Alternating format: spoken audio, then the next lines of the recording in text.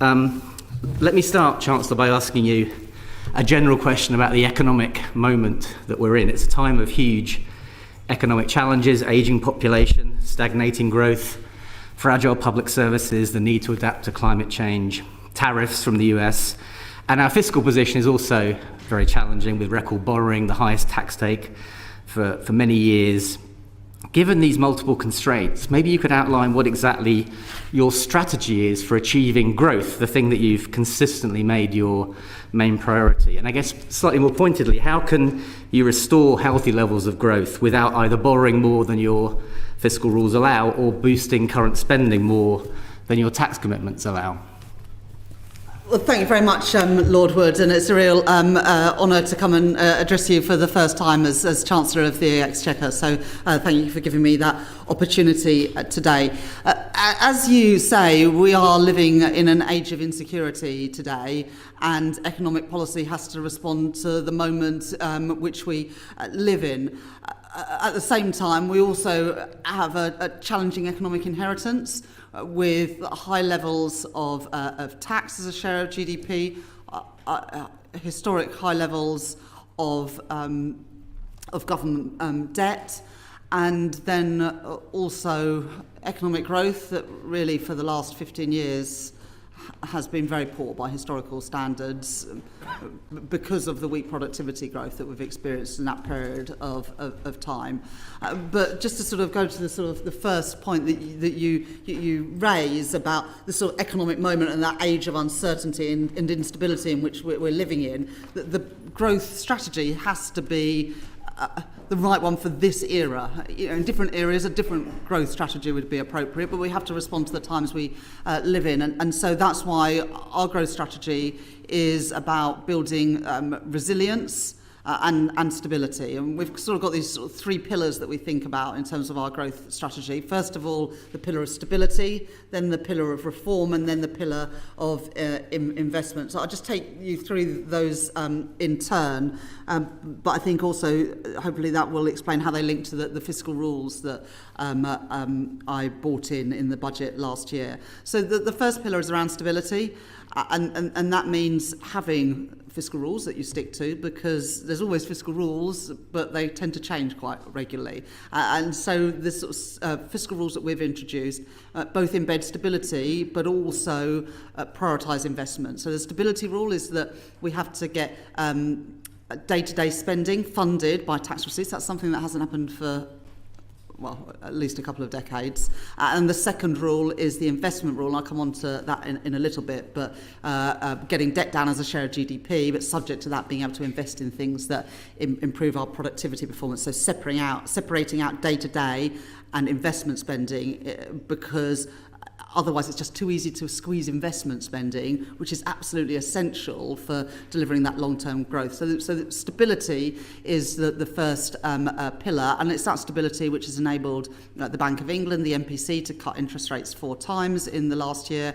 And despite the challenges, and we have faced challenges this first year, and the international geopolitical backdrop is probably not one that any government would want, but that is what we have. But despite that, in the budget, in the spring statement, and in the spending review, we showed that we were able to stick to those fiscal rules, that we had the political courage and strength to stick to those fiscal rules, and we will continue to do so. The second pillar of our growth strategy is around reform, and that reform is really wide-ranging. So reform to the planning system, and planning and infrastructure bill is before your House at the moment. And I would encourage Lords to, when they're looking at that bill, to think about how quickly we can get it signed into law, because the quicker we can do that, the quicker we can actually get things building in Britain again. And one of the big challenges we've faced, and it's a similar challenge to other countries as well, is the difficulty in actually getting things done, whether it is building transport infrastructure, energy infrastructure, the homes that we need, the digital infrastructure, which is so important now with the growth of data centres and technology and AI, so being able to get things built. So the planning and infrastructure bill is absolutely crucial to that. We've got the pensions reform, which is unlocking long-term patient capital to help grow our economy. The regulatory reform, which you would have seen at Mansion House. You also would have seen from what the Environment Secretary and Sir John Cunliffe have done in terms of water and regulation of the environment. And trade policy is also an important area of reform, where in the first year of this Labour government, we've managed to be the first country to get a trade deal with the US. We have got a reset with our relationship with the European Union. We have agreed a trade deal with India, and we are progressing trade deals with Switzerland, the Republic of Korea, and also the GCC. So that's reform. And then the third part is investment. And investment is a mixture of both public and private. So the fiscal rules that I set out in the budget last year have unlocked an additional £120 billion of capital spending during the course of this Parliament, which is why in the spending review I was able to set out £750 billion of capital spending during the course of this Parliament. And then using financial transactions, particularly through the National Wealth Fund, the British Business Bank, we're also able to unlock further investment in line with those fiscal rules, which now count the assets, the financial assets on the government's balance sheet, not just the liabilities. And that's the right thing to do, and it has enabled us to make decisions like we did today, to come to final investment decision on Sizewell C, which will, when it's built in a decade's time, provide the equivalent of electricity for 6 million homes for 60 years. That is a big achievement, but would not have been possible without those changes in the fiscal rules. I know it's a lot of detail, but that is my growth strategy. Thank you for that full answer and strategy. Just a quick follow-up then. Obviously the UK economy is having issues. The growth is still rather sluggish. Unemployment is increasing. Inflation, as we found out this morning, is still a stubborn problem. What's your diagnosis of the ills of the UK economy? What are the problems that continue to plague the UK economy at the moment? The key problem is productivity, and sort of investment is the answer. Investment in human capital, investment in physical capital, and also investment in new technologies. That's both public and private sector, but I think we've got the lowest private investment and lowest total investment as a share of GDP of any country in the G7. The result of that is that our productivity performance has not kept pace with our competitors and similar countries around the world. And that's why the fiscal rules that I've set out do treat investment spending different. Because what you saw, and you saw this in the previous Parliament, and the plans that we inherited saw public investment as a share of GDP fall to 1.7% to GDP. And we're instead going to keep it at 2.5%, 2.5% of GDP. The easy thing to do as a Chancellor is to cut capital spending because, frankly, you're not likely to be the government that sees the benefit, the full benefit of that capital spending. But we're not going to keep making those short-sighted, wrong decisions, which is why we've set out those changes to the fiscal rules. But productivity, I regard as the key reason why our performance on government borrowing and debt, why our performance on GDP and our performance on inflation have all been not where we would want them to be. And my job as Chancellor is to turn that around. Thank you. A brief follow-up from Lord Blackwell. Thank you. Chancellor, I just wondered, you mentioned the high levels of taxation at the moment, which, as you say, have been rising in recent years. Since the war, no government has, until now, managed to get more than 35% of GDP in taxation. It's now about 37.5%. Do you have a view on what is sustainable in terms of levels of taxation? I mean, the OBR, as you know, forecasts that with the ageing population, government expenditure could go up to 60% of GDP within the lifetime of current young people. Do you have a ceiling or view on what is the right level of taxation in the long run once you get through the current debt problem? So the OBR forecast for this Parliament have in the final year of the forecast period tax as a share of GDP at 38%. That's not a target, but that reflects the fiscal rules that, those are the things that are my constraints and the anchor for fiscal policy are those two fiscal rules rather than a tax to GDP ratio.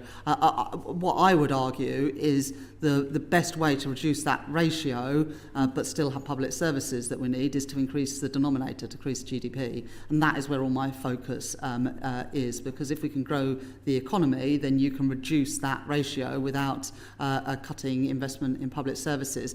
But I also say that public services is not just about money. We've got to reform the way our public services work. That's why we did a zero-based review as part of the spending review. First time the government's done a zero-based review since 2007. And in that zero-based review, we managed to find bits of government spending that we just didn't need to do anymore. In the Treasury, we are cutting the cost of government by 20%, and that admin reduction is the same for all areas of government. Of course, in the Treasury, it bites a bit more because almost everything we do is admin costs. So I think the way, if you want to reduce that tax burden, is to increase GDP, and that's what I'm focused on. So your target would be to decrease that ratio rather than allow it to increase? Well, I've got to set out my fiscal rules, and those fiscal rules are not a tax as a share of GDP rule. It's a stability rule to balance day-to-day spending with tax receipts, and investment rule to get debt down as a share of GDP. The 38% is where we end up at the end of this period. But my focus is on growing the economy, which is what I think the investment rule really enables, and the stability rule means that the Bank of England can continue to cut interest rates as they've done 4 times in this last year. Lord Pettigrew, over to you. Chancellor, my question is about the rolling debt target framework, and you may recall that in its national debt inquiry, this committee was very critical of the concept because it can be gamed, and I quote, allows the possibility of debt rising for 4 years with success being claimed if it falls in year 5, even if debt at the end of the 5-year period is higher than in the first year. I should say that is also compounded by there's a sense that there's a systemic bias, optimism bias on our growth forecasts. And so the question is, given that you have retained the existing rolling target system, does this mean that we should heavily, or the market should heavily discount claims to meet the stability rule based on future tightening? Thank you very much, Lord Pettigrew. We have changed that the 5-year to 3-year. And so in the first year, it was 5 years, then it becomes 4 years, then it becomes 3 years, and then it rolls 3 years after that. So for the first 2 years, actually there's no rolling. We just move towards it. And the 3-year is trying to get us out of this situation where it's always in the next Parliament Lord may be virtuous, but not quite yet. So the whole point of bringing it forward 2 years is so that the horizon isn't too far in the future, and also because of debt dynamics, you can't you can't game the system, because if you are taking on more debt, then you have those debt servicing costs that push up the debt to GDP ratio in future years. So I think the 3-year target is the right one. You'd never want to have it for that year, but I think the 3 year is right. But if you look at the OBR forecasts, it has us currently meeting both rules, the stability rule and the investment rule, 2 years early at a 3-year horizon, not a 5-year horizon, and it has both debt to GDP and the deficit as a share of GDP falling over that 5-year horizon. So it's not flat and then falling in the 5th year, which is, I think, the criticism of how the system has been gamed in the past. I don't want to meet the fiscal rules in that way. I want to genuinely meet those fiscal rules with policy that is sustainable, which again, to come back to this point, it's why we've taken investment out of the stability rule, because I don't want to be in a position where you cut a major transport infrastructure project or an energy infrastructure project, or you decide you're not going to build 300,000 homes a year, you're going to build 50,000 this year because you can't afford it according to your fiscal rules. So I think we've got the right balance there, but recognising that a 5-year rolling target means I know you never get to 3 years either, but 3 years is a bit nearer, and the debt dynamics means it's harder to game the system. I think that the point I just add, if I could, is that the 3-year period is also the duration of the spending review period. So that 3-year horizon is covered by spending plans that are detailed and at departmental level. So I think that guards against some of the sort of Augustinian approaches that you've seen in the past for those sort of rolling targets. I may just one more question. And so is it fair to go back to the comment on, and your comment on GDP being effectively the GDP growth or productivity growth being the core variable and the whole multivariable model? We had the OBR come here. We also had the Bank of England come. It seemed to me that there was a debate, the OBR being a little bit more optimistic than the Bank of England. And so the question, I think the big risk in this 3-year, even if it's reduced, is whether these GDP forecasts are hit or not. And therefore that, I think, must be the key variable. Well, I mean, that is a statement of fact, Lord Pendergast, and as you rightly say, the OBR forecasts for productivity and growth are substantially higher than other forecasters. We are at the moment on track to meet the OBR forecasts for growth for this year. But, growth is not exogenous. We can have an impact on growth, and that's why we're pursuing these policies around reform and investment to try and make Britain the most attractive place to start, to scale, to grow a business, and also for inward investment to come. And, today, when we announced final investment decision for Sizewell C, not just government money going into that, but EDF investment, Centrica, Amber, and the Canadian Pension Fund, CDPQ.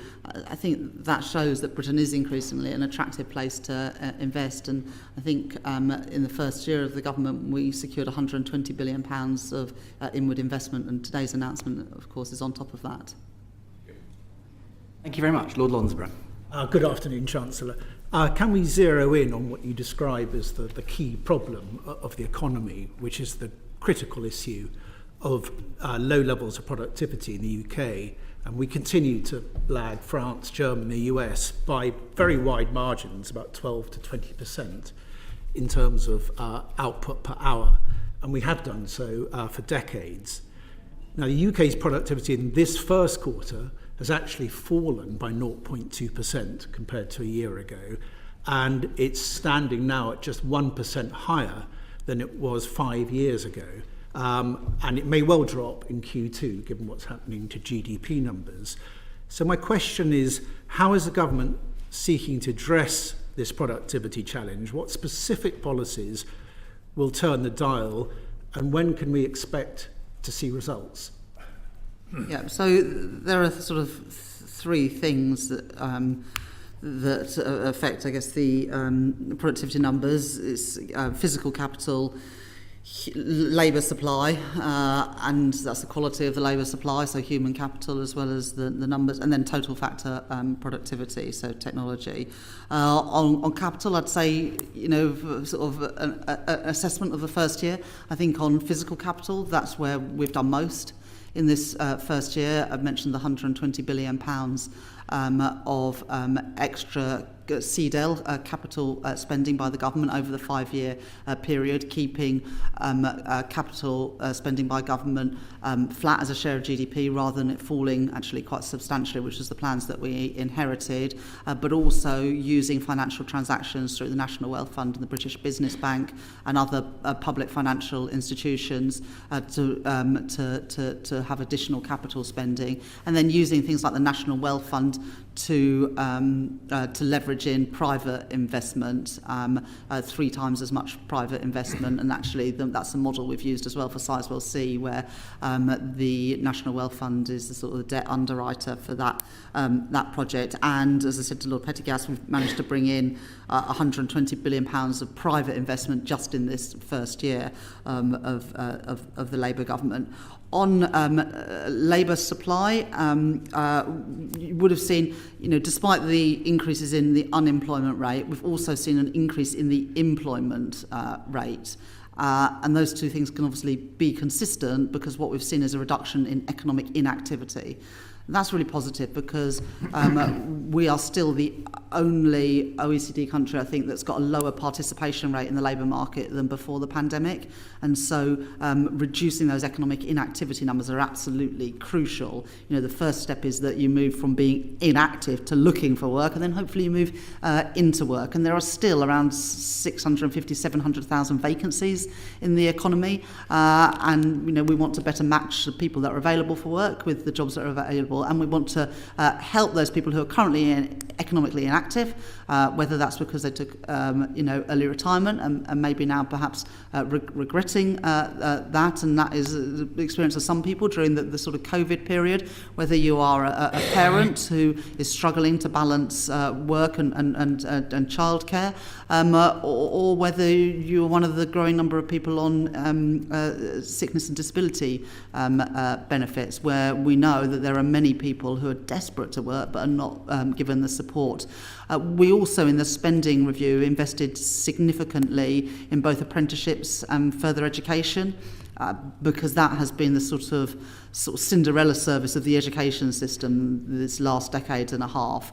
It's great that we've got 50% of kids going to university, but the 50% who don't, which in my constituency in Leeds Western Pudsey, there'll be the majority of kids don't go to university. So investing in FE and apprenticeships is really crucial for this government and our wider objectives around opportunity. So we've done some of that spending review, but I certainly think that's an area where we can do more to address the productivity issue through improving labour supply and human capital. And then the last thing is around sort of technology, total factor productivity. And Andy Haldane, former chief economist at Bank of England, talks about this long tail of low productivity firms. And the DSIT secretary, Peter Kyle, he's sort of got three focuses in his area. First of all, it's attracting businesses that are at the technological frontier. Obviously, that is crucial for growth, and we're very good at that in Britain.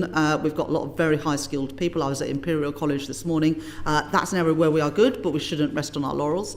The second area is using technology better in delivering public services. That's this issue about not just how much we spend on public services, but about getting value for money. And then the third is the sort of point around that long tail of productivity, about better take-up of AI and technology by smaller businesses and less productive firms. And so we're working in all of those areas, and there is a big opportunity. You know, the IMF and others say that if we integrate AI and technology, we could boost productivity by 1.5%.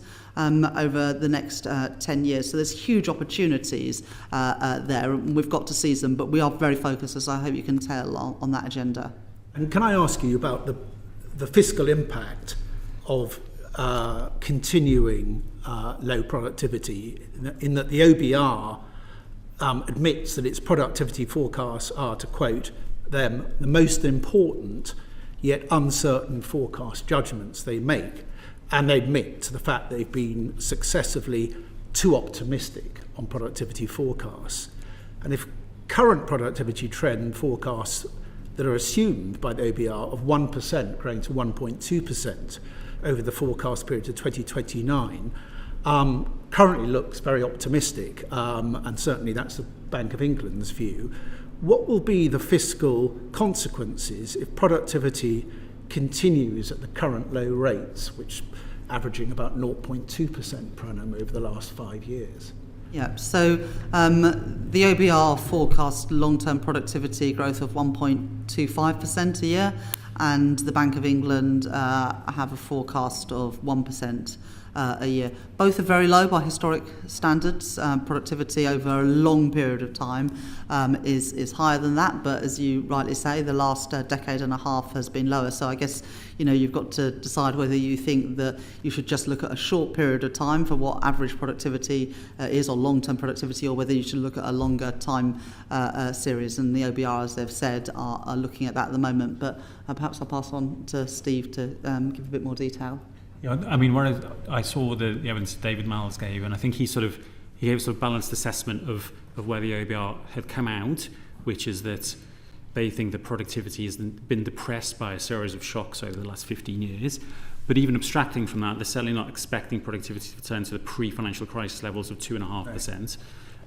But equally, you can veer into the too pessimistic, into the views that the recent numbers we've seen at 0.2 are likely to persist, and their view was that there are reasons both to expect that the sequence of shocks might not continue, but also that there is potential for future technologies, in particular AI as a potential new general purpose technology, to be a source of the innovation that you need in TFP growth that supports their forecast of productivity gradually picking back up to 1.25%.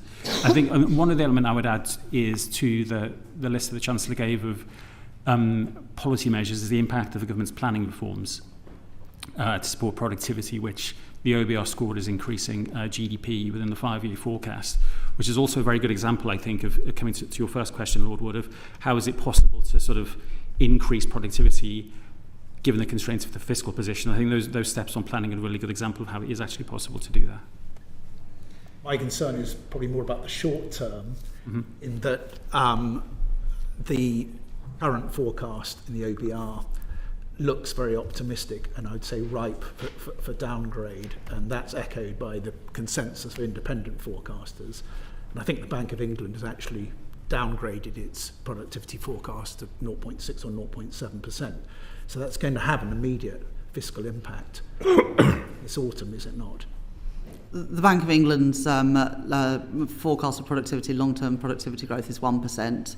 Long term, yes. Yeah, and that's what sort of drives the models, really. But the OBR is higher than that. The number I gave you earlier was just slightly wrong. So the IMF analysis suggests AI could boost UK cumulative total factor productivity over the next 5 years by 1.4%. And so I guess that's the point that sort of Steve Farrington is making, that there have been a series of shocks over the last few years, whether it's the sort of global financial crisis, COVID, Russia's illegal invasion of Ukraine, that have all had a negative effect on productivity and growth. But actually, if you look at some of the underlying drivers of productivity, that there is perhaps a reason to be more optimistic in the future if we can contain some of those shocks, in part by building a more resilient economy, and that's what we're trying to do with clean energy, homegrown energy, for example.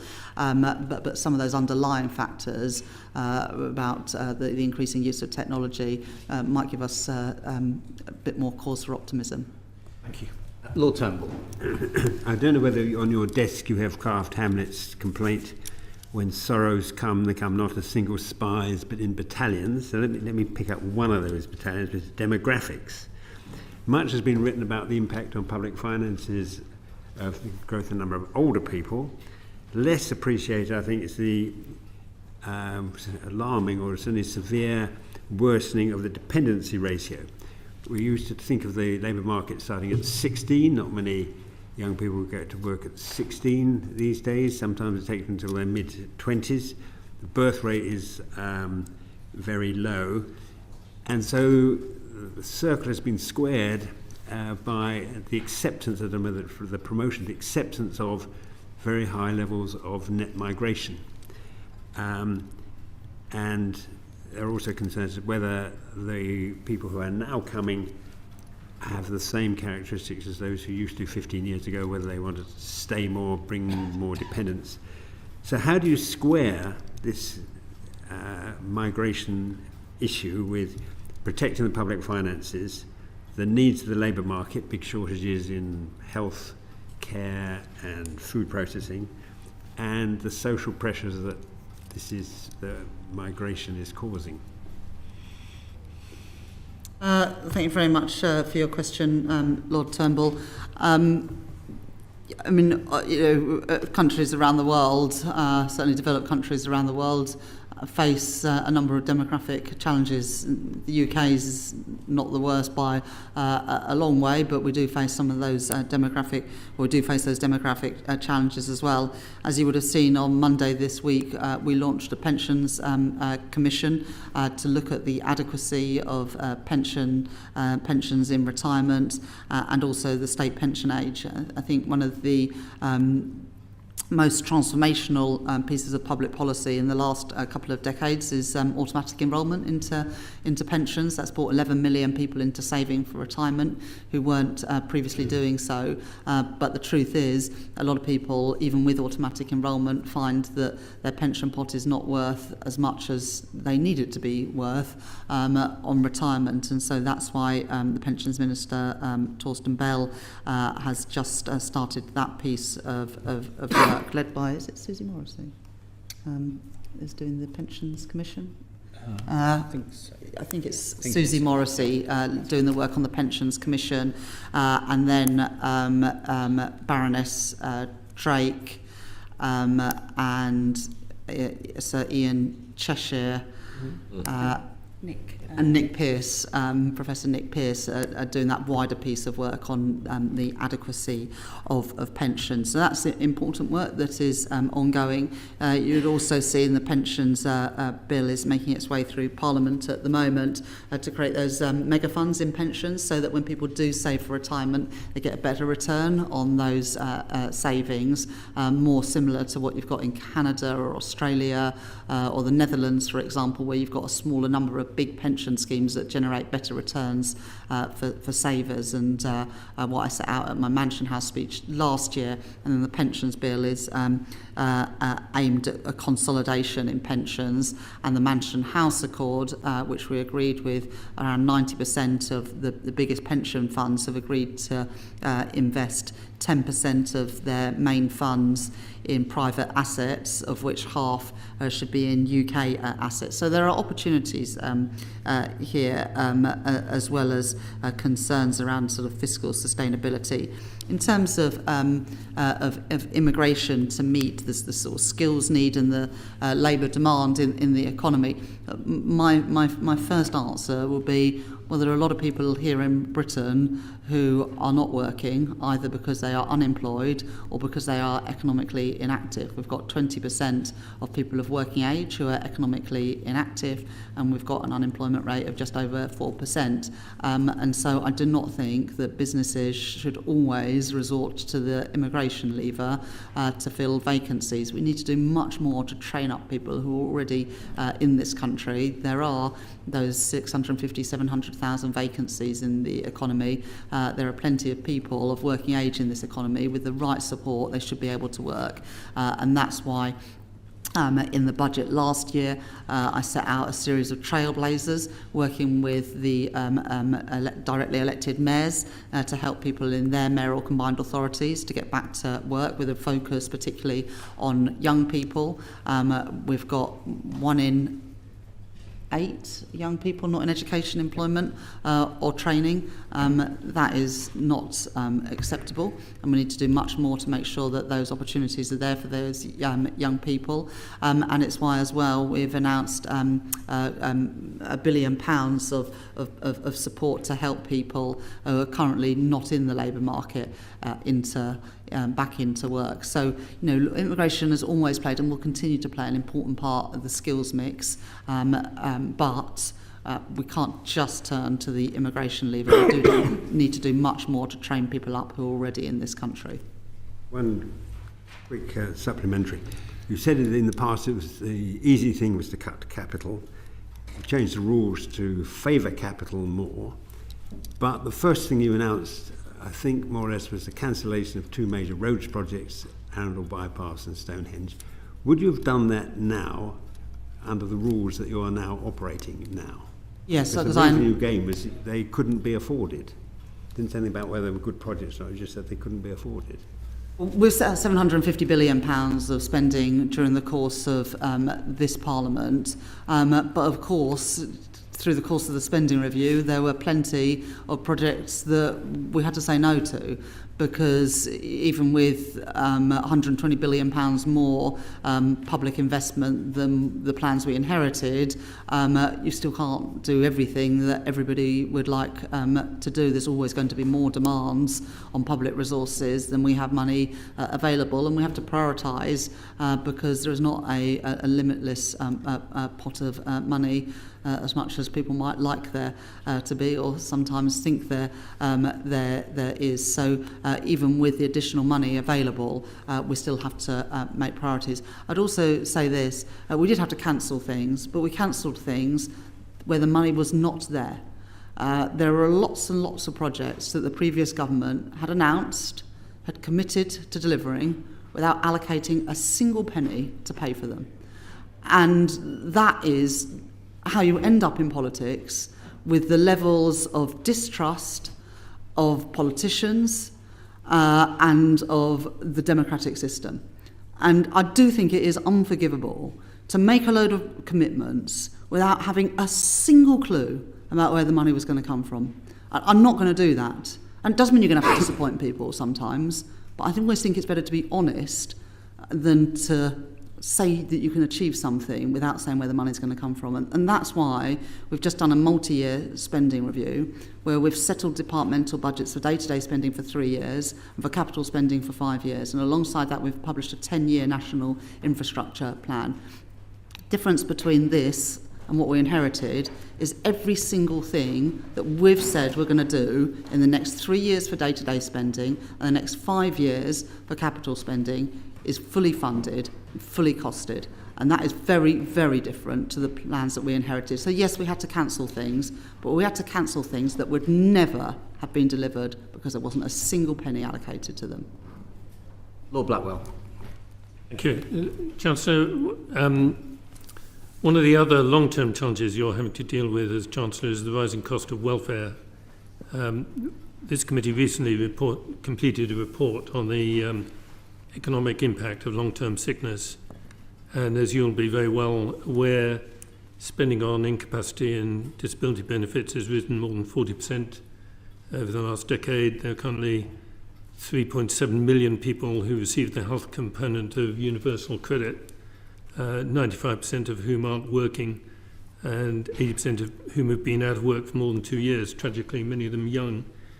But what we've discovered from the evidence is that this doesn't seem to reflect any rise in sickness levels in the population as a whole. In fact, the survey of health of the nation has been pretty stable over that period. So the conclusion that we and many others have come to is that it has more to do with the structure of the benefits system and the incentives within it. Indeed, Alison McGovern, the employment minister, told us the current system doesn't work. It was supposed to be designed to incentivize work, and it's turned out not to do that. And it's obvious that it's not financially sustainable. So my question is, do you agree with that assessment? And I know you're waiting for the Timms report, but do you accept that if we're going to deal with the ballooning cost of credit and indeed help the people who are in this situation, they'll need much more fundamental reforms for both economic and social reasons? Well, thank you very much for that very topical question. As you say, Stephen Timms is doing the review now of sickness and disability benefits of personal independence payments, but we're not just going to wait for that review. Before COVID, 7 in 10 assessments for personal independence payments were done face-to-face. It's now 1 in 10. I don't think anyone truly believes that those assessments are going to be as effective on the phone or on Zoom or whatever as they would be if they were face-to-face by better trained and better supported assessors. And so we are changing that by recruiting and giving DWP the resource to have more trained assessors and more face-to-face assessments to ensure that people who need the support get it. But then people who are able to work are given the support to get back into work. At the same time, we're providing £1 billion worth of support to help people who are economically inactive back to work. And that will also include supporting NEETs, where I think that the biggest crisis exists, because we know that if you're out of work early in your working life, you are going to earn less, and be in work less over the whole period of 50 years that you should be in the labour market. So a real focus on back to work support and face-to-face assessments, as well as the TIMS review. On universal credit, we are making reforms. We are in real terms reducing the health element of universal credit and increasing the standard allowance, because we know that a lot of people found it almost impossible to live on the standard allowance, and all of the big charities, Joseph Rowntree, etc., say the standard allowance was not enough to live on, and so people were doing their very best to get onto the health element. And once you're on the health element, you don't have to be actively seeking employment. So narrowing the gap between those two benefits, I think, is one important way in which we can encourage more people to be actually looking for work. I'll also just give you a couple of statistics which I think are quite telling about people on sickness and disability benefits. There are 200,000 people who are claiming health and disability benefits who said that they would work if the right job and support were available. It's 200,000 people. An additional 1 million people say that they would be able to work in the future if their health improved. And so the investment we're putting into the National Health Service on both physical and mental health, as well as that targeted back to work support, is about enabling people and giving people the support that they need to access work that is appropriate for them. We're already seeing a reduction in the economic inactivity rate. That is really encouraging, but there's an awful lot more that we need to do to help more people of working age have the fulfilment that I believe comes from having a job. I'm sure you'll be the first to say this isn't just an economic issue, but would you measure your success by the fact that in 5 years' time there ought to be a lot fewer people on health-related benefits and a lot more of them in employment? Well, let's just be clear, even with the original plans in the legislation, you would have seen an increase in the number of people on personal independence payments. All our plans would have done was to stem some of that increase. I want more people to be in work. I believe it is good for them, good for their families, and good for the economy. You're half as likely to be in poverty if you are in work compared to if you are on benefits. We also need to support people in work with greater security in work, which we're doing through the Employment Rights Bill, and also by a wage that you can afford to live on, which is why we increased both the national minimum wage and the national living wage in the budget last year. So I do want to see more people have that chance of meaningful employment, which is why we're investing in skills and training, and it's also why we're putting that support in to help people back into work. And the TIMS review, of course, is looking at that gateway to sickness and disability benefits. A related question from Lord Vergie. Thank you, Chancellor. What are the fiscal consequences of the government's concessions to ensure the passing of the benefits bill? Does the short-term volatility in government policy undermine the UK's fiscal credibility? And how are you going to address some very painful long-term decisions we have to make with the short-term volatility in government policy at the moment? So, as the Secretary of State for Work and Pensions said at the time, of course there is a cost for the changes on the welfare bill.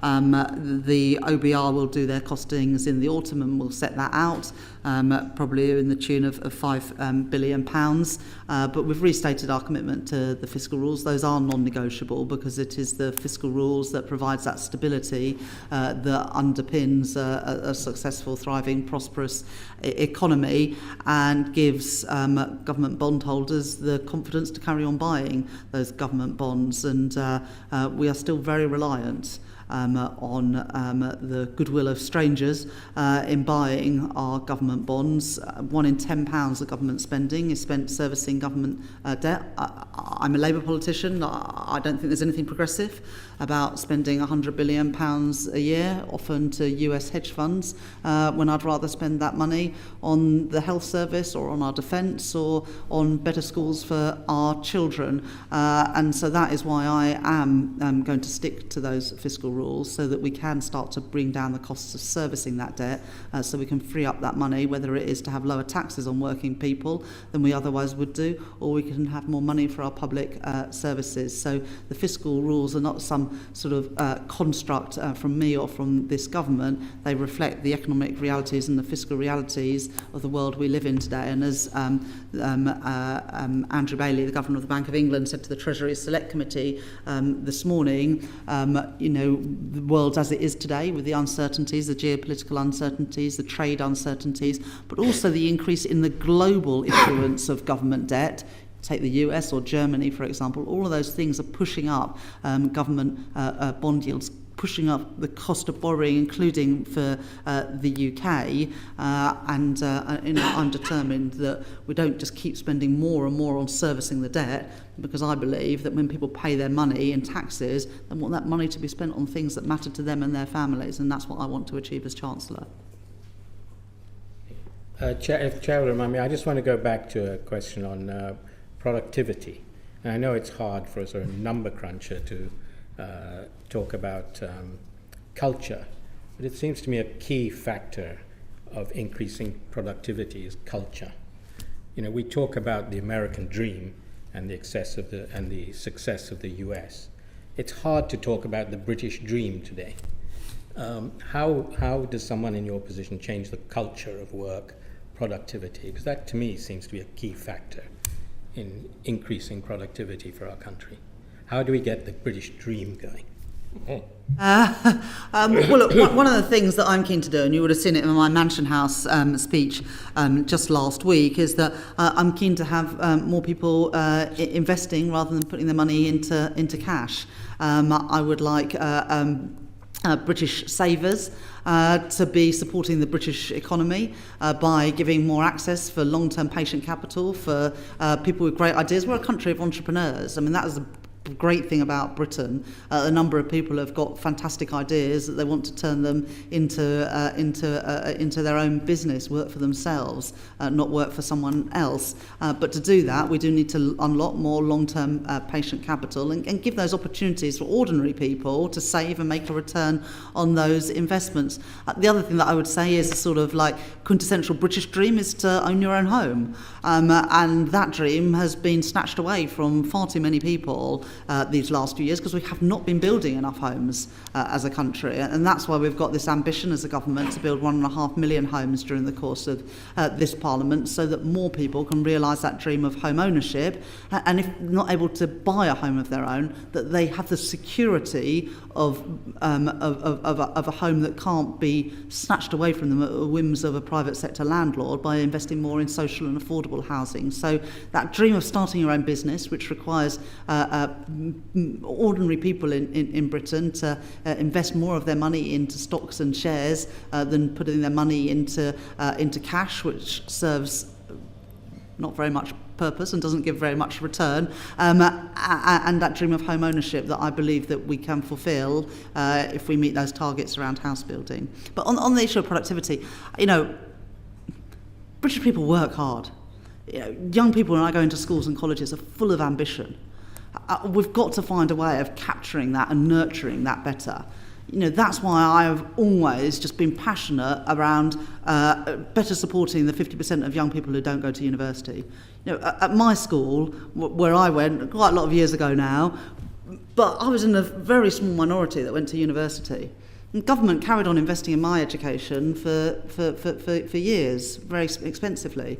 But the girls that I went to school with didn't have those opportunities. They left school at 16, or they left school at 18, and they never had the opportunities that I had, despite being bright, because they didn't have those aspirations weren't nurtured in them. And if they then wanted, a few years later, to go to college, they'd have to pay for it themselves, rather than, like me, having their education paid for. And even today, with tuition fees, we are still putting huge amounts of money into the education of people that go to university. I do want to retilt the system to help more young people get an apprenticeship, get a place on an FE course. We say 1 in 8 young people are not in education, employment and training. In my city of Leeds, there are more people who want to go to further education college than there are places available. And then we say, they're not in education, employment or training, as if it's their fault. Well, they want to go to college, but there's not the places available. So we've got a responsibility as well as lawmakers and as a government to make sure that young people don't have their dreams snuffed out at age 16 or 18 because, there's no room at the college because governments didn't make those investments in further education. That's something I'm really passionate about doing. But the productivity challenge in the UK is not because American people or French people or German people are harder working than British people. I do not accept that at all. We've got to do more to nurture the talent of people in this country. A brief follow-up from Lord Agnew on this. Yes, good afternoon, Chancellor. Just back to your Mansion House speech, and you put a lot of personal commitment behind driving forward tokenisation, stablecoin and so on. Mm-hmm. And you said that you wanted our financial services sector to be at the forefront of this innovation. I just wondered how you're going to do this when we have a very, very cautious regulator in the FCA and a governor of the Bank of England who has come out, again, very cautiously. How will you prevail? So I spoke at UK FinTech Week, I think it was the beginning of April, and that was the same time that we published the draft cryptocurrency legislation, including on stable coins. We've also worked really hard, this government's worked really hard this last year with the regulators. You would have seen in my Mansion House speech last November, I updated the remit letters to the PRA, the Bank of England, the FCA, where I instructed them to regulate not just for risk but also for growth. And at the beginning of the year, the Prime Minister and myself wrote to all the regulators. That was a lot of paper because we have an awful lot of regulators in this country. And in those letters, we asked the regulators to come up with new ideas of how they could support this government's number one mission, which is to grow the economy. And the letters that I got back, actually especially from the FCA, were very encouraging, with new ideas, some of which we adopted, and I set out in the Mansion House speech last week about how we would get around 40,000 additional people on the housing ladder every year by the reforms to the mortgage lending. That was a suggestion that came from the FCA of how we could better support growth in the economy rather than just regulating for risk, accepting that sometimes you have to take a little bit more risk to earn that greater return, and in our case the return for the whole economy by helping more people get onto the housing ladder. The FCA and the Bank of England have also set up a digital securities sandbox, which is really popular, not just with UK crypto and stablecoin and digital assets businesses, but actually internationally as well. And we're attracting that investment to experiment in new products, new services for customers. Last week, I published the digital markets strategy, and key to all of this, I guess, my sort of philosophy around it is, we want to be pragmatic. We've always, as a financial services capital, been really good at encouraging innovation. And there is huge amounts of innovation going on in digital assets. We're leading the way in things like Digit, which is a digital gilt instrument, which again is leading the way for countries around the world. And we've just set up with the US a UK-US financial regulations working group, which is all part of the sort of trade agreement to build on the defence partnership we have with the US, with a technology partnership, including in areas of fintech, where Britain really is a global leader, and working with the US to ensure that we've got a similar framework for these new assets and new opportunities. Lord Lamont. Good afternoon, Chancellor.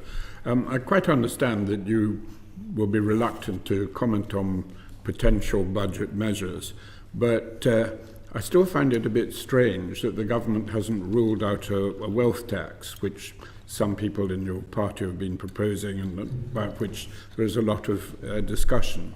And although I understand your reluctance to rule things out, you did, before you took office, rule out certain increases in taxation. You were quite explicit about that.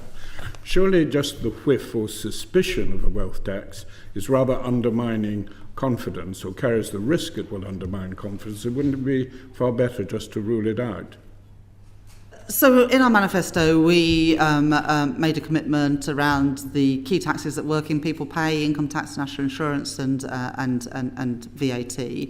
But you'll know from your own experience, Lord Lamont, that if you start saying no to other taxes, then as soon as you don't say no, people will assume that's the one you're going to increase. And so it is right, and this is, with respect, what you would have done and did do in my position, is that you rightly said that taxes are matters for a budget, and we'll set out our policy there.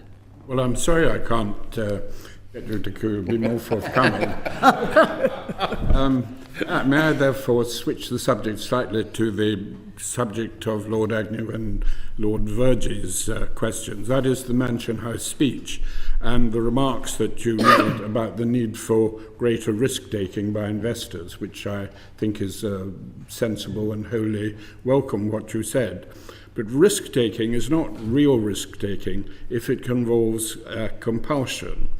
And it isn't really changing the culture if what you propose involves compulsion. And therefore, the one reservation I have about what you said was the power to mandate pension funds to invest in certain assets. I understand you're only taking that in the pensions bill as a residual power, but why should you have it at all? Because that is not really going to achieve your objective of changing the culture. And could I put it to you, it's also at odds with the responsibilities of trustees of pension funds, and it also carries the risk that this power might be used to direct investments into particularly politically favourable projects. I'm not suggesting you would do that, but it is a risk. And if you really want to change the culture, you don't want compulsion at all. Right. Well, thank you very much for that question, which I will answer a bit more freely than the last one. You'll be pleased to know.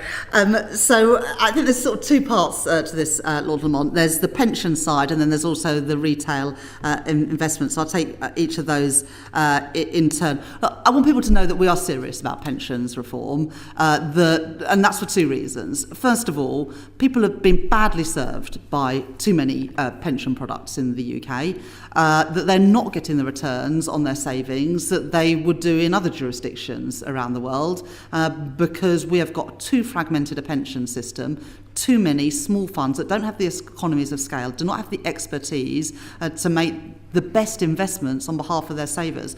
And the reason that is so bad is that when people save for retirement, they are sacrificing consumption today, and especially at a time when the cost of living challenges are as acute as they have been in the last 2 years, for that money not to be working as hard for a saver as it could be, I think is really letting people down. And so that's why we are, through the pensions bill, requiring the consolidation. And that's not, we would like you to consolidate. The pensions regulator will have powers to consolidate. I think that's the right thing to do, because the current system is failing too many people. And the lessons from Australia, from the Netherlands and from Canada is that a smaller number of bigger schemes deliver better returns for pension savers. And so both within the local government pension scheme, where at the moment we've got 96 different administering authorities, and we're going to take that down to 8 pools, but we're not going to say you can put your money in the pool if you want to. the money will go into 8 pools. We're not having 96 different authorities managing different schemes. We're going to consolidate local government pensions because we want them to work better for savers and work better for taxpayers as well. And we're going to consolidate the DC landscape as well. We built on what the previous government did, what Jeremy Hunt did when he was Chancellor of the Exchequer with the Mansion House Agreement, with a new Mansion House Accord. And this is in the spirit of what he did, but it takes it to the next step. And that is that now 10% of assets in main funds will be invested in private assets. And I think around 90% of the biggest pension funds have signed up to this. But, and this is a sort of crucial difference, of that minimum 10%, at least half has got to be in UK private assets. And this is because we know that there are massive opportunities with infrastructure and also with private assets for growth opportunities, and we want British savers to be able to benefit from those opportunities here and abroad, but we want them to benefit from those opportunities here as well. We haven't mandated that, that's just happened. But mandation is there if things don't move in the way we expect it to. But there's no reason to use mandation because voluntarily the pension schemes are signing up to that. But that reserve power exists if we ever need to use it. The final thing that the pensions bill does is make it easier to achieve surplus extraction for some of the DB pension schemes that over the last decade or so have built up large surpluses in those pension funds to be able to extract those both for investment but also to return that money to pension scheme members. So that's what we're doing on the pensions side, and the aim is to better support savers and better to support the real economy. On retail investing, we are changing, and we will do ahead of the new ISA year starting in April next year, changing the rules around advice and guidance because post-financial crisis it is almost impossible for somebody on a modest or a middle income to get advice on how to invest their money. And so we're going to make changes there. This work is being led by Chris Cummings at the Investment Association to make it easier for providers of financial services to give a nudge to customers to say, well, you know, you've got £20,000 in cash earning 4% a year, 3.5% a year, but actually, if you look at what's happening in stock markets, they go up by usually nominal GDP, higher than inflation, higher than the base rate. If you put money in there, if you're in your 20s or 30s, by the time you retire, by the time you're ready to buy a house, it's likely to have made a better return than just leaving your money in cash. And at the moment, you're not allowed to do that as a financial services provider. You're not even allowed to nudge somebody towards a product that might be more suitable for them. And so that advice and guidance review and the change we're going to bring in is about encouraging people to diversify and to invest their money in a way that's probably going to be better for them. Yes, it involves taking a bit more of a risk, but an informed risk based on your circumstances for many people is probably better than the status quo at the moment. We are also looking at the ISA framework. We announced the long-term assets fund, is that what it's called? Will be merged into the main ISA so that people can take advantage of those innovative products. But we didn't announce any wider changes, as you know, to ISAs. The big change we've made on retail investing is around the guidance that customers can get to, I hope, encourage that culture of investment and allowing ordinary British savers to benefit from fast-growing British businesses and new opportunities.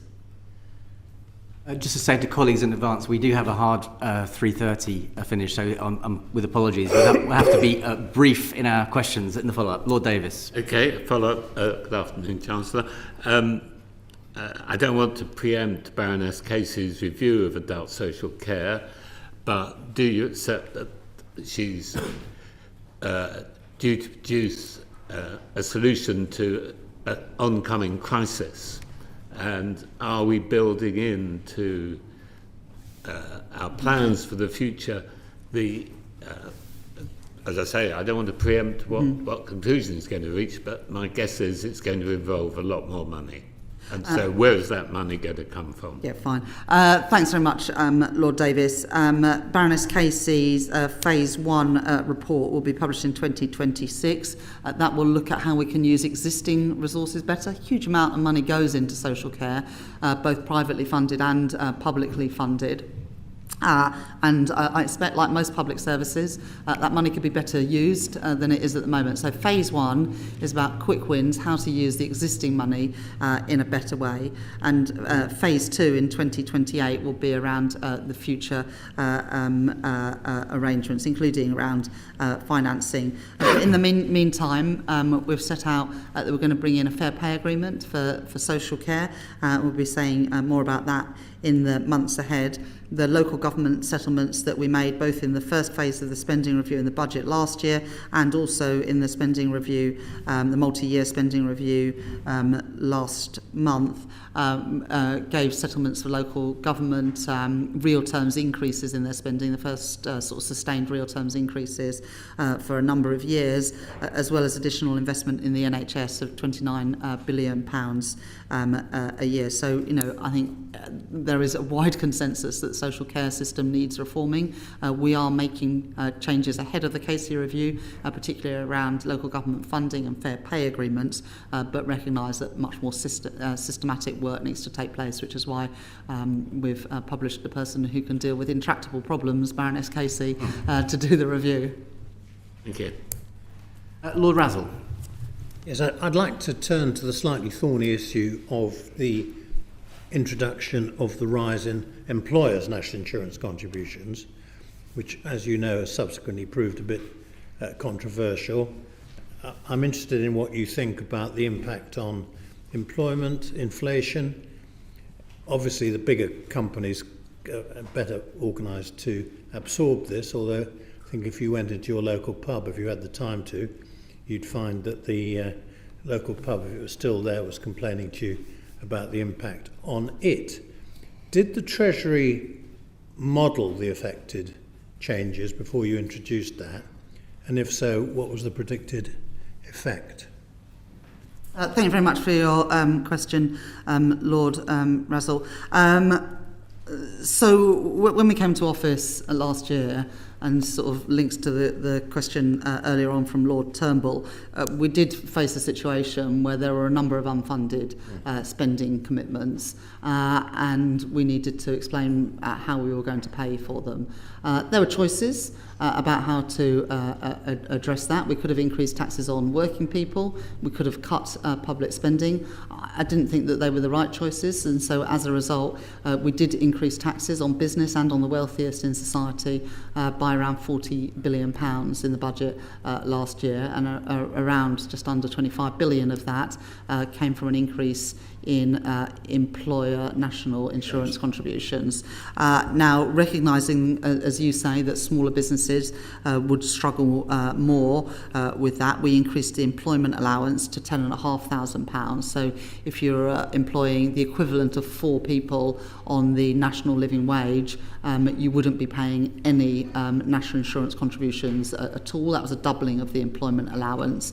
It means around 1 million businesses are paying either less or no more national insurance than what they were previously. But of course, on bigger businesses, especially employment-heavy businesses, do face or have faced an increase in that burden. But the counterfactual would have been either higher taxes on working people who have already had to absorb, the vast amount of the cost of living challenges. It would have meant cuts in public services that had already been starved of resources for many years under the austerity austerity of the previous government, or it would have meant more borrowing, which I just don't think would be the right approach, and would have meant that the Bank of England weren't able to cut interest rates by 4 times in the last year. And of course those lower interest rates benefit both households, especially with mortgages or other lending, and also help businesses who have also paid a heavy price for the sharp increase in interest rates that we've seen over the last few years. So, that money that we raised, including the national insurance contributions, we used to put our public finances on a firm footing, and also enabled us to put that additional money, £29 billion extra a year, into the National Health Service. So they were the right decisions in the circumstances that we faced, and I continue to defend those. The modelling by the Office of Budget Responsibility, I think, should be the place to go to look for the impact of policies. But you can't, in my view, look at individual policies on their own. You have to look at what the alternatives were, and I think the alternatives would have been an awful lot worse. Yes, well, I don't want to get into a debate about that.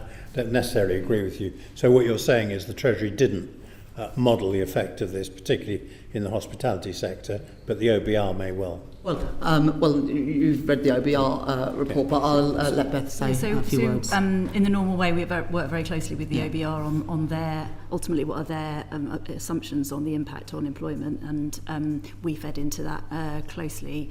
We also did, as we do for all of our budget measures, sort of sectoral analysis and that kind of thing, but as the Chancellor said, a lot of that is also looking not at individual measures, but looking at the cumulative impact of those across the piece. Yeah, I'd just also say this. I've set out my policies and what this government are doing, and of course people can disagree, but then the onus on them is to say, well, what would you do? Because if you're facing a situation where you've got a lot of unfunded spending commitments, you could say, okay, fine, well, we won't do that spending. That's definitely a reasonable thing to say, and then you wouldn't have to increase the taxes. Or you could say, well, I want to pay for those public services that have been promised, in which case you can either borrow to fund that, and therefore you wouldn't have benefited, I don't believe, from the cuts in interest rates, and we would have paid higher costs of government borrowing. Or you could say, well, tax someone else. Well, that's fine, but you have to say who.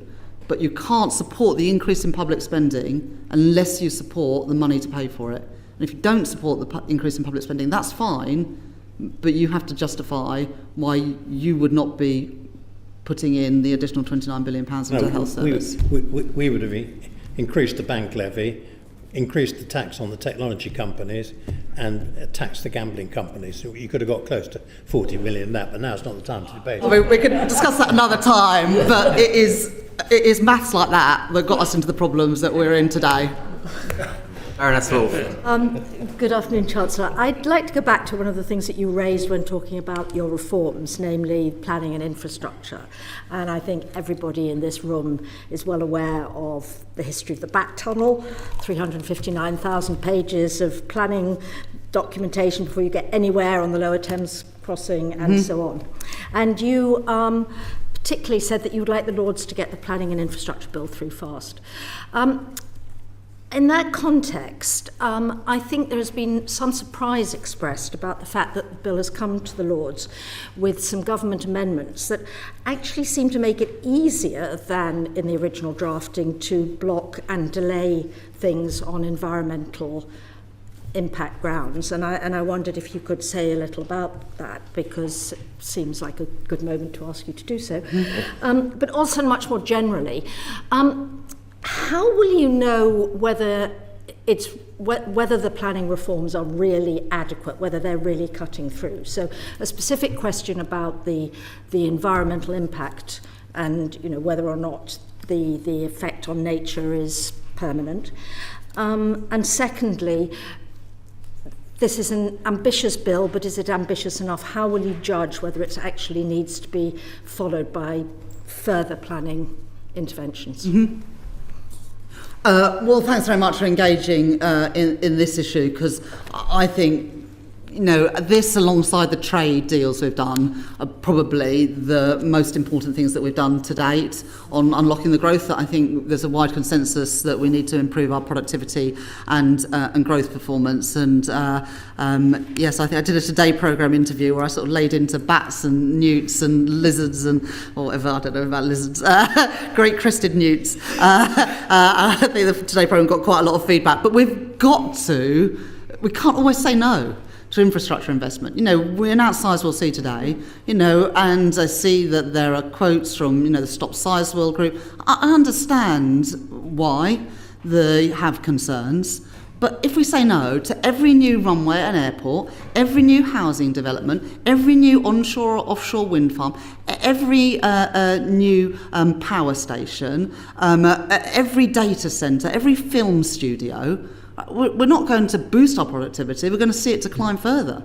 And I am not willing to be the Chancellor that lets Britain go on this path of steady decline, because it would be a path of our own choosing.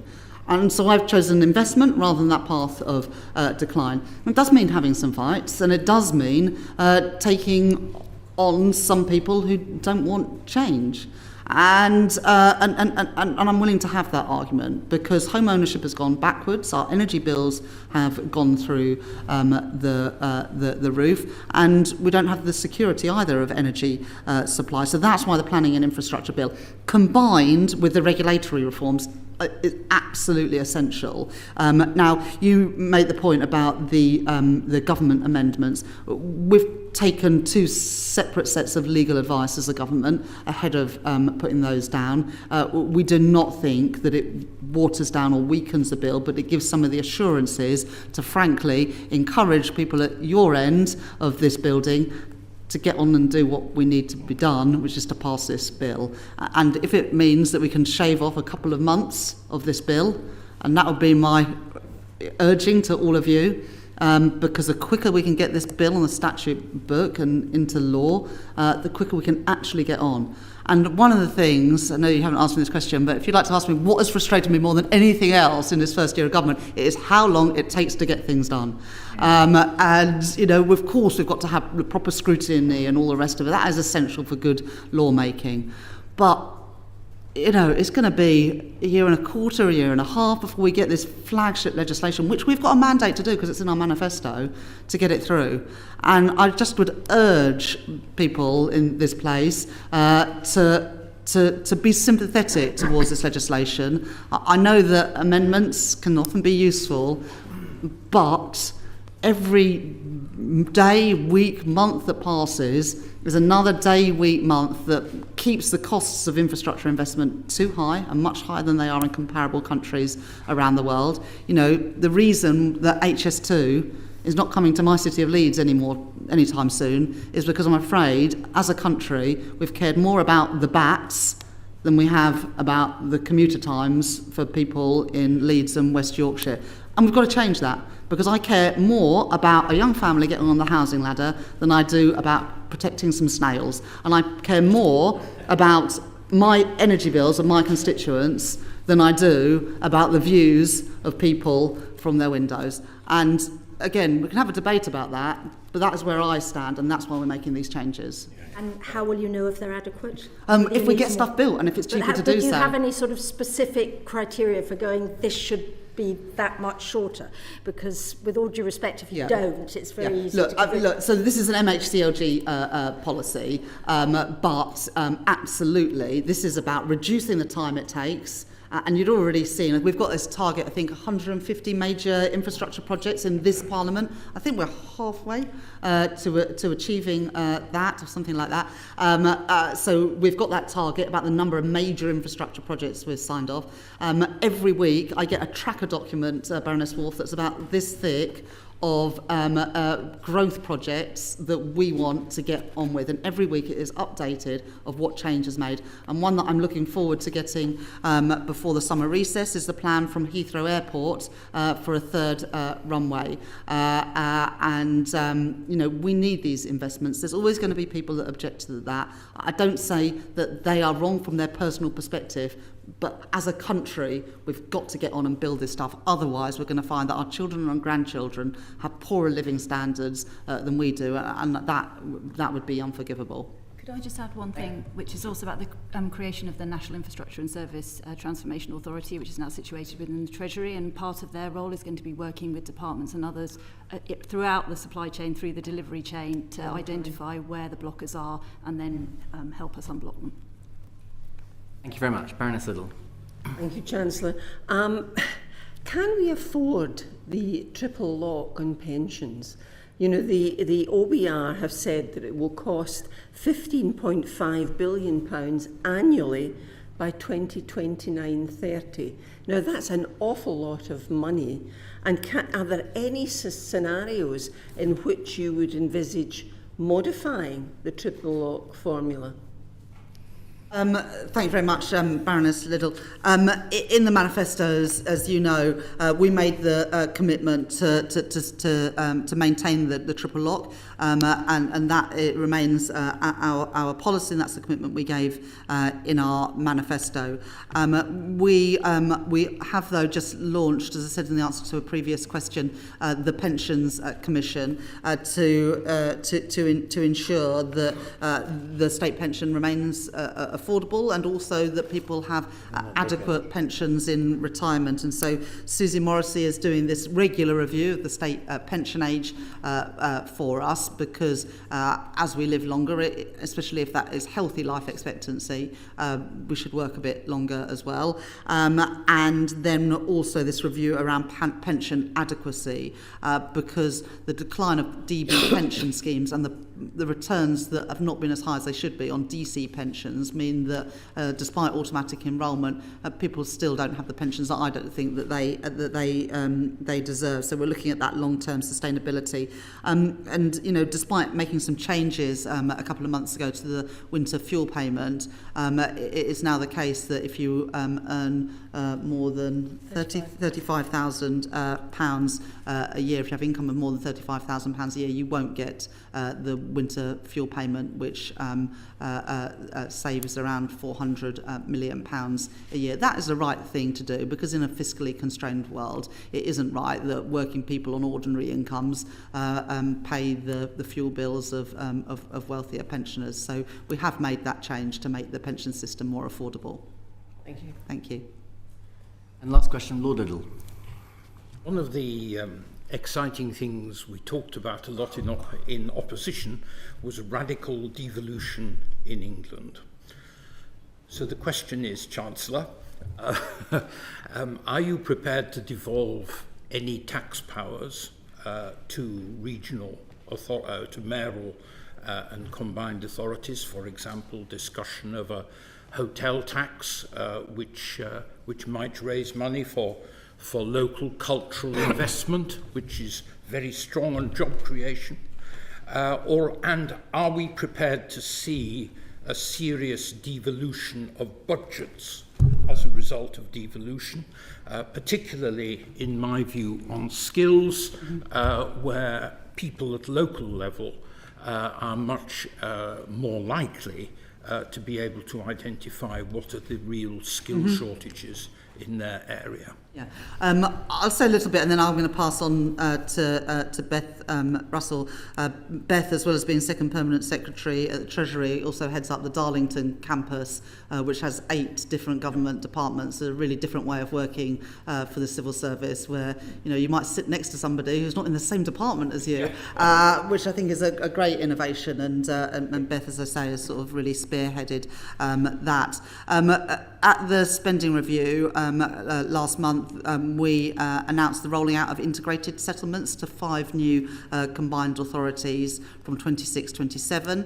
That's in addition to what we've already done in Greater Manchester and for the West Midlands combined authority. And also one of the things which I think will be most transformational in the spending review is the £15.6 billion settlement for mayoral combined authorities for transport investment, which will see. I've been an MP for 15 years in Leeds West, and it was long before that they were talking about a mass transit scheme, and we're the first government that have actually committed some money to it. In the North East, the tram will go to Sunderland, and in Greater Manchester, the tram will go, I think, to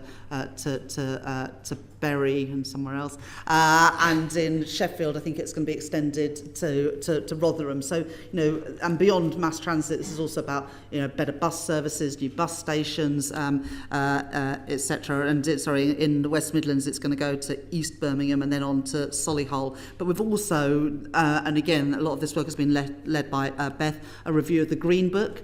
Which for a long time mayors, MPs from across the country and across party have complained that the Green Book makes it harder to get investment signed off for places outside of London and the South East, and so we've made a significant reforms to that Green Book to make it easier to get that investment to the places that can benefit most from it. But Beth, do you want to say a bit more? Just a couple of things. So, you talked about tax powers on existing tax powers. The devolution white paper is extending the existing tax powers that mayors have to all mayors. And as the Chancellor said, I think one of the things that we are doing very differently in government is working very differently with regional government, particularly actually in the Treasury, but across departments, and local growth plans are playing a really important part in that. So one of the complaints from regional government has been that they're having to have individual conversations bilaterally with individual departments. These growth plans enable us to come together in a single place with them to talk about their priorities and how we can work together to achieve them. So I think that's something that's quite different as well. No on the other 2 points I made. One last follow-up from Lord Burns. As a former Perm Sec of the Treasury, I'll be remiss in not allowing him a final question. And I was very sorry, Chancellor, that I was late arriving. Quite rightly, you put a lot of emphasis on the issue about sticking to fiscal rules. In the past, Chancellors have found, of course, that they've had to make quite a lot of changes to those rules as time has gone on. And over the past year, there has been a suspicion that the headroom that was left for uncertainties was possibly not quite as much as was necessary given the uncertainties that we feel. And I just wondered whether you had any views about how much headroom needs to be built into those figures to make sure that we can actually stick to these rules and don't get derailed by changes that we can't foresee at this moment, which has often happened to Chancellors in the last 10, 15 years. Yeah. I think if the question is, would you like to have more headroom? Yes, of course we would like to have more headroom. Build more headroom But Lord Burns, there is a cost to more headroom. And the cost of headroom is either less spending in a world where there are huge pressures on our public services, or more taxes in an environment where Lord Blackwell and others have already pointed out that taxes are an historic high.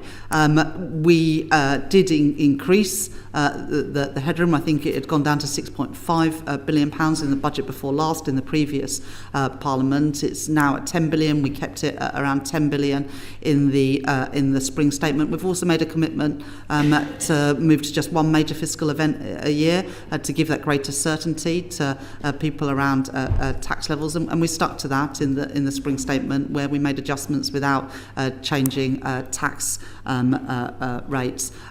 So, it would be wonderful to be in a world where we had less taxes, better public services, less debt and deficits, and more headroom. But I guess to come back to Lord Wood's first question, in this sort of age of uncertainty in which we live, how are you, how are you conducting your growth policy and your economic strategy? We're trying to build a more stable and resilient economy with fiscal rules that are clearly understood and will be stuck to, and then using as much as possible non-fiscal levers to grow the economy. Of course, fiscal levers including the investment rule to unlock public investment, but also all the things that are necessary to free up that private investment, because we know there is money available to invest, but It's not going to come to Britain unless we do what is needed to get better trade relations, better planning systems, better regulation, better financial sector, including on pensions, and that's what we're trying to achieve as a government. If in time it means we can build in more headroom, even better. But we're dealing with the world and the inheritance we have, not the one perhaps we might like to have had. Could I just have one point briefly on this question, as I have a close professional interest in it as well, is that I think the focus on the size of the headroom, I think, underplays what I think could be a more important issue.